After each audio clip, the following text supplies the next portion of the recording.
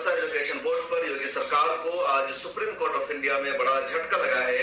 Supreme court ने Allahabad high court के उस फैसले पर रोक लगा दिया है जिसमें इलाहाबाद हाई कोर्ट ने यूपी मदरसा एजुकेशन बोर्ड को अनकॉन्स्टिट्यूशनल करार दिया था, गैर कानूनी बताया था। पिछले दिनों इलाहाबाद हाई कोर्ट ने यूपी मदरसा एजुकेशन बोर्ड के खिलाफ दाखिल की गई अर्जी पर सुनवाई करते हुए कहा, एक सेकुलर स्टेट में किसी खास धर्म और मजहब की तालीम के लिए सरकारी पैसा खर्च नहीं किया जा सकता है, इसकी इजाजत नहीं दी जा सकती है। इलाहाबाद हाई कोर्ट ने कहा था जो यूपी मदरसा एजुकेशन बोर्ड एक्ट 2004 है, ये अनकॉन्स्टिट्यूशनल है, गैर कानूनी है, आइन के खिलाफ है, इसलिए इसको खत्म किया जाए। इलाहाबाद हाई कोर्ट ने यह भी कहा था कि जो बच्चे इन मदरसों में पढ़ते हैं उनका दाखिला स्कूलों में कराया जाए। और यूपी सरकार ने इलाहाबाद हाई कोर्ट के इस फैसले पर अमल करना भी शुरू कर दिया। पिछले महीना 22 मार्च को ये फैसला आया था, लेकिन मुसलमानों ने, कुछ जिम्मेदारों ने सुप्रीम कोर्ट ऑफ इंडिया में इलाहाबाद हाई कोर्ट के खिलाफ अर्जी दाखिल की और सुप्रीम कोर्ट ऑफ इंडिया में आज इस अर्जी पर सुनवाई हुई। और पहली सुनवाई में सुप्रीम कोर्ट ने इलाहाबाद हाई कोर्ट के फैसले पर पाबंदी लगा दी है। सुप्रीम कोर्ट ने यह भी कहा कि जो मदरसे चल रहे थे उनको चलने दिया जाए और इलाहाबाद हाई कोर्ट के फैसला को मानकर उस पर रोक लगाना, उनके बच्चों को इधर से उधर करना सही नहीं होगा। तो इसका मतलब यह है कि जो मदरसे यूपी में चल रहे थे, मदरसे चलते रहेंगे और आइंदा दिनों में इस पर सुनवाई भी होगी।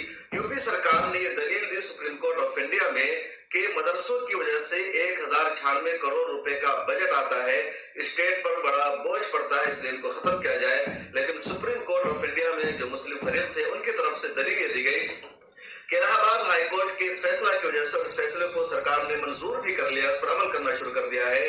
17 लाख बच्चों का मुस्तकबिल बर्बाद हो जाएगा, उनकी जो तालीम है वो खत्म हो जाएगी। इसके अलावा 10,000 टीचर्स बेरोजगार हो जाएंगे और इसकी इजाजत नहीं दी जा सकती है। इसके अलावा दलील में यह भी पेश किया गया कि सिर्फ मुसलमानों की तालीम के लिए या सिर्फ मुसलमान बच्चों की धार्मिक शिक्षा के लिए इस तरह के इदारे नहीं है, बल्कि दूसरे धर्मों की शिक्षा के लिए भी इस तरह के इदारे मौजूद है, उनको तालीम दी जा रही है।